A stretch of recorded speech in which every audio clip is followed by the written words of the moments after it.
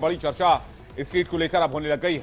वहीं महाराष्ट्र चुनाव को लेकर दिल्ली से बड़ी खबर यह है कि प्रत्याशियों पर चर्चा के लिए कांग्रेस सीसी की बैठक हुई, जिसमें रमेश चेन्नीथला, नाना पटोले, बाला साहब थोराट मौजूद रहे। तो बड़ी खबर आपको बता रहे हैं।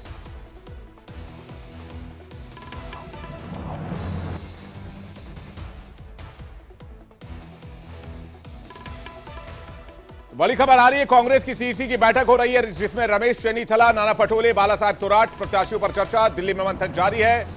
कांग्रेस अध्यक्ष मल्लिकार्जुन खड़गे और सांसद राहुल गांधी बैठक में शामिल हैं। चुनाव महाराष्ट्र में है, सियासी पारा दिल्ली में गर्म है। महाराष्ट्र में प्रत्याशियों के चयन के लिए पार्टी की रणनीति के लिए बड़ी चर्चा दिल्ली में इस वक्त चल रही है, जिसमें महाराष्ट्र कांग्रेस के बड़े नेता मौजूद हैं। बाला साहब थोराट से लेकर नाना पटोले से लेकर रमेश चेन्नीथला से लेकर अलग अलग जो बड़े नेता हैं। इसके अलावा कांग्रेस अध्यक्ष मल्लिकार्जुन खड़गे, साथ ही साथ LOP leader of opposition Rahul Gandhi भी इस बैठक में मौजूद हैं। वहीं सीसी की बैठक से पहले महाराष्ट्र कांग्रेस अध्यक्ष नाना पटोले ने क्या कुछ कहा है, आपको सुनवाते हैं। राहुल जी को पकड़कर और कांग्रेस को लेकर जिस तरह से बदनाम करते हैं, वो बात तो स्पष्ट है। और महाराष्ट्र में तो ये ऐसा है, महाराष्ट्र हमारा एक राज्य ऐसा है कि वो शाहू फुले अम्बेडकर विचारधारा का है। बीजेपी ने सत्ता में आने के बाद जिस तरह से शाहू फुले अम्बेडकर विचारों का अपमान किया है, अपमानित किया है, ये भी महाराष्ट्र की जनता नहीं भूल सकती है। और इसलिए इनका ये फेक नैरेटिव बिल्कुल महाराष्ट्र में नहीं चलेगा। कांग्रेस ने हमेशा संविधान को संभाला है, आरक्षण के बाजू में रही है, जो हम लोग भूमिका रखते हैं। सीसी की बैठक से क्या निकला, ये बताने के लिए हमारे साथ इस वक्त जुड़ रही है संवाददाता खुशबू। सीधे उनके पास चलेंगे। खुशबू, इस बैठक में क्या बातचीत हुई, इस बैठक से क्या निकला, मंथन क्या हुआ, किन मुद्दों पर बात हुई?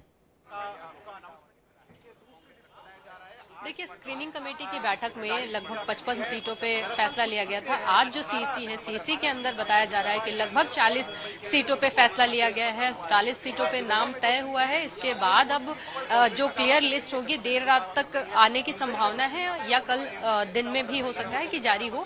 हालांकि इंतजार रहेगा। और कई ऐसी सीटें हैं जहां अभी भी पेच फंसे हुए हैं, क्योंकि जो गठबंधन के अंदर महाविकास आघाड़ी के अंदर जो पेच फंसा हुआ था शिवसेना और कांग्रेस के बीच में, जो ये लगातार हो रहा था एक कि बड़े भाई की भूमिका किसकी रहेगी, कांग्रेस की रहेगी या शिवसेना की रहेगी, उसका पेच अभी भी लगातार फंसा ही है। हालांकि साफ नहीं हो पा रहा है। लगभग 103 सीटें क्लियर हो गई हैं कांग्रेस पार्टी की और लगभग 85 सीटें क्लियर हो गई हैं शिवसेना की, बताया जा रहा है। और 80 से 90 सीटों के बीच में ही कुछ एनसीपी का भी आंकड़ा है जो साफ हो चुका है, क्लियर हो चुका है सीट शेयरिंग को लेके। अब कांग्रेस पार्टी को आगे और कितनी सीटें मिलेंगी, ये देखना दिलचस्प होगा। अभी भी कुछ ऐसी सीटें हैं जहां पे कांग्रेस और शिवसेना के बीच में जो घमासान है वो चल ही रहा है। इनमें कुछ सीटें हैं, जैसे कि 3-4 सीटों के नाम हमारे पास हैं भी। भंडारा की सीट है, यहाँ पे भंडारा की सीट जो है शिवसेना मांग रही है, लेकिन यहाँ पे भी कांग्रेस जो है अपना उम्मीदवार उतारने की तैयारी में है। शिवसेना के नरेंद्र पहाड़े हैं जो प्रयास कर रहे हैं यहाँ की सीट के लिए। और वहीं जो है कांग्रेस की तरफ से पूजा ठकवर और प्रेम सागर गंगवार के नाम पे विचार चल रहा है। दूसरी सीट है दक्षिणी नागपुर की, वहां पे भी पेच फंसा हुआ है शिवसेना और कांग्रेस के बीच में। और साथ ही साथ वरोरा जो भद्रावती की सीट है, यहाँ पे भी कांग्रेस और शिवसेना के बीच में लगातार जो मतभेद है वो साफ नहीं हो पा रहा है कि इस सीट को लेके भी पेच अभी फंसा ही है। और चौथी सीट है बल्लारपुर। इस सीट के लिए भी कांग्रेस चाहती है कि यहाँ से अपने उम्मीदवार को लड़ाया जाए और शिवसेना प्रयास कर रही है अपने उम्मीदवार को उतारने की। ऐसी कई और सीटें हैं जिनके पेच फंसे हुए हैं, क्योंकि जहां पे ग्राउंड देखा जा रहा है कि कांग्रेस देख रही है कि जहां ग्राउंड लेवल पे गठबंधन मजबूत है, उन सभी लगभग सभी सीटों पे जो है वो आपसी जो मतभेद है गठबंधन के अंदर शिवसेना और कांग्रेस के अंदर, शिवसेना कोशिश में लगी हुई है कि उनके उम्मीदवार उतारे जाएं और वहीं कांग्रेस कोशिश कर रही है कि उनके उम्मीदवार उतारे जाएं। इसकी वजह से जो ये क्लैश है ये क्लियर नहीं हो पा रहा है। हालांकि शरद पवार लगातार मध्यस्थता करके और कोशिश में लगे हुए हैं कि इन सीटों पे जो भी जहां पेच फंस रहे हैं उनको क्लियर किया जाए और जल्द से जल्द जो सूची है वो जारी कर दिया जाए। अब देखना होगा कि घमासान अच्छा, आगे कितनी कितना तक सीटें- जाता है। हालांकि खुशबू कितनी समाजवादी सीट पार्टी खुशबू को लेके भी जी खुशबू कितनी सीटें फाइनल हो गई हैं? कांग्रेस को 103 सीटों की खबर आ रही है कि 103 सीटें दी जा सकती है गठबंधन में कांग्रेस को महाराष्ट्र में।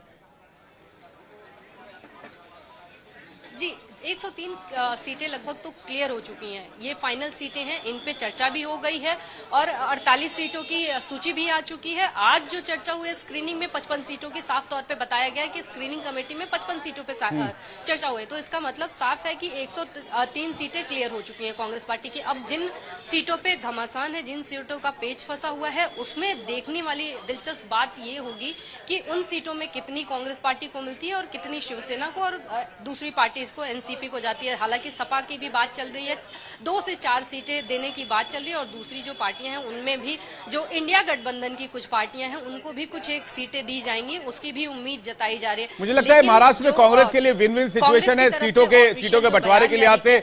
जहां पहले 85 की बात हो रही थी वहां 103 पर कांग्रेस पार्टी आ गई है और हरियाणा के चुनाव के नतीजों के बाद तो ये कांग्रेस पार्टी के लिए एक अच्छी खबर। खुशबू बहुत बहुत शुक्रिया आपका हमारे साथ जुड़ने के लिए और तमाम अपडेट्स अब तक पहुंचाने के लिए। तो महाराष्ट्र में इस बार मेन जो मुकाबला है वो महाविकास अघाड़ी वर्सेस महायुति के बीच में है। महाराष्ट्र में इस बार दोनों गुटों के बीच कांटे की टक्कर बताई जा रही है। दूसरी तरफ महाविकास अघाड़ी में अभी भी कई सीटों पर पेच फंसा हुआ है, जैसे कि खुशबू भी बता रही थी। इस पर क्या कहना है कांग्रेस नेता बाला साहेब थोराट का, आपको सुनवाते हैं। ऐसा है कि पहले तो राहुल गांधी जी ने जो कहा था वो आपने देखना चाहिए, सुननी चाहिए। जब ऐसी स्थिति आएगी कि सबको समान न्याय मिलेगा, समानता मिलेगी, उसके बाद समान जो ये होते उनकी अपॉर्चुनिटी भी समान होनी चाहिए सबको।